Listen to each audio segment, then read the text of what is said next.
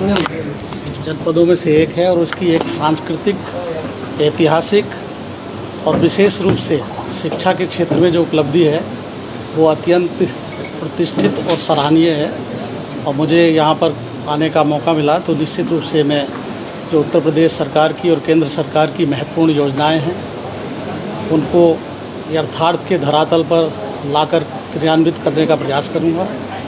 और इसमें जनता, जनप्रतिनिधि और इलेक्ट्रॉनिक और प्रिंट मीडिया और अपने सहयोगी अधिकारियों के सहयोग से सभी योजनाओं को ये प्रयास रहेगा कि उसको यथार्थ के धरातल पर एक अच्छे ढंग से क्रियान्वित किया जा सके। जन शिकायतों का निस्तारण, राजस्व वादों का निस्तारण ये मेरी प्राथमिकता है।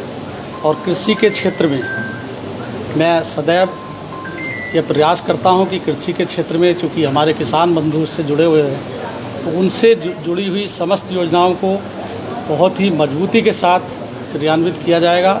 साथ ही जो सामाजिक सेक्टर की योजनाएं हैं, जिसमें जो हमारे बहुत ही पात्र व्यक्ति हैं जो आर्थिक रूप से समृद्ध नहीं हैं, उनके लिए जो योजनाएं हैं उस पर भी विशेष फोकस दिया जाएगा।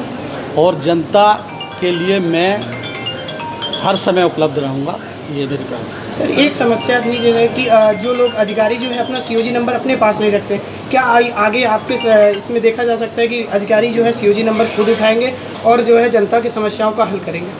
निश्चित रूप से COG नंबर इसीलिए दिया जाता है कि वो पीड़ित व्यक्ति कोई अगर उस पर कॉल करता है तो उसको उठाया जाए और उसको समयबद्ध तरीके से उसको सुनकर निस्तारित किया जाए। लेकिन कभी कभी ऐसा होता है कि किसी राजस्व के कार्य में, न्यायालय में व्यस्त है या कहीं मीटिंग में व्यस्त है, तो ऐसी स्थिति में वो मोबाइल फ़ोन साइलेंट मोड पे रहता है या किसी को दिया जाता है। लेकिन मेरा सभी अधिकारियों को निर्देशित मेरे स्तर पर रहेगा कि जो शासन की प्राथमिकता है कि COG को उठाएं और उसको रेस्पॉन्ड करें प्रॉपरली। जौनपुर में भू विवाद बहुत ज़्यादा है, तो भू माफियाओं को लेकर क्या रहेगा?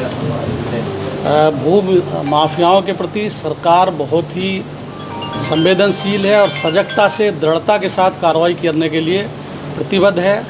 और मैं अन्य जनपदों में जहां पर भी रहा हूं, भूमाफियाओं के खिलाफ शासन के निर्देशों पर बहुत अच्छी कार्रवाई की है और उसको यहां बताना उचित नहीं है, आप सब जानते हैं। तो जो भी भूमाफिया होगा, यदि वह चिन्हित होगा तो उस पर दृढ़ से दृढ़ कार्रवाई की जाएगी, कठोर से कठोर। प्रमुख प्रायोरिटी आपकी क्या होगी जनपद के लिए? मैंने जैसा पहले बताया, सबसे पहले जन शिकायतों का निस्तारण, किसानों की समस्याओं का निस्तारण, राजस्व वादों का निस्तारण और सोशल सेक्टर की जितनी योजनाएं हैं, पेंशन इत्यादि, जिसमें हमारे गरीब और पिछड़े वर्ग के लोग जो आर्थिक रूप से समृद्ध नहीं है उनके लिए योजनाएं हैं, उस पर विशेष।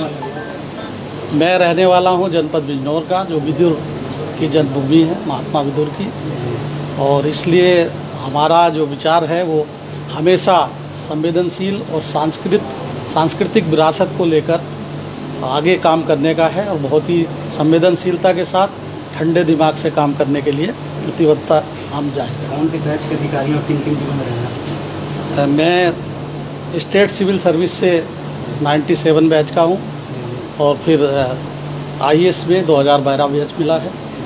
बहुत महत्वपूर्ण जनपदों में मैं रह चुका हूँ, PCS की, जैसे हरिद्वार, मुरादाबाद, सहारनपुर, मेरठ, गाजियाबाद, अलीगढ़ और इलाहाबाद, गोरखपुर। जिलाधिकारी के रूप में कानपुर देहात, बहराइच, सहारनपुर और ये चौथा। सिविल लाइन की समस्या यहाँ पे देखिए, अभी आए हैं, आपका फीडबैक लिया जाएगा, अधिकारियों से और जनप्रतिनिधिगण से समन्वय स्थापित किया जाएगा और बिना जनप्रतिनिधि के सहयोग से या जनता के सहयोग से या आप लोगों के फीडबैक के माध्यम से किसी भी समस्या को निस्तारित करने की दिशा में तभी सार्थक कदम उठ सकता है जब उसको हम गहराई तक जाने की उसका मूल कारण क्या है और कैसे उसका निस्तारण हो सकता है। वर्तमान में माननीय मुख्यमंत्री जी के नेतृत्व में जितनी भी योजनाएं हैं उस पर दृढ़ता से कार्यान्वित किया जाएगा उनको, और पात्र व्यक्तियों को लाभान्वित किया जाएगा। साथ ही सभी अधिकारी जो मुख्यालय पर शासन के निर्देश हैं कि मुख्यालय पर रहें, उसको सुनिश्चित किया जाएगा। यद्यपि मेरे जो पूर्वाधिकारी हैं रविंद्र जी, उन्होंने भी अच्छा काम यहाँ पर किया है और मैं उस कार्य को आगे बढ़ाने की कोशिश करूँगा। ठीक सर IGRS हो चाहे तहसील की थाना भी बिल्कुल कागजी फोरम पूरा लेगा, जनता जो परेशान होती है थाने पे आती है, तहसील पे आती है, सुनवाई नहीं होती, उसको कैसे टेकल करेंगे? देखिए, उसका एक मैकेनिज्म है। पहले शिकायतों को पंजीकृत करना, पंजीकृत करके उन शिकायतों को जो सक्षम अधिकारी है उसके वहाँ पर भेजना और उसके माध्यम से गुणवत्तापरक निस्तारण होना, और फिर हम उसको रैंडम चेक भी कराएंगे और सीधे जिसकी शिकायत है उसके लिए एक नेटवर्क बना के, कंट्रोल रूम बनाकर उससे बातचीत करके उसकी शिकायतों के संतुष्टिकरण का एक पैमाना निर्धारित करेंगे। यद्यपि आप जानते हैं कि राजस्व से जुड़ी हुई समस्याएं ऐसी होती है कि एक व्यक्ति जो पीड़ित होता है, जब उसको लाभ मिलता है तो वो संतुष्ट होता है, और जिसका ज़मीन इधर उधर होती है वो असंतुष्ट होता है। लेकिन हमारा जो दायित्व रहेगा कि जो उचित है उसको न्याय मिले।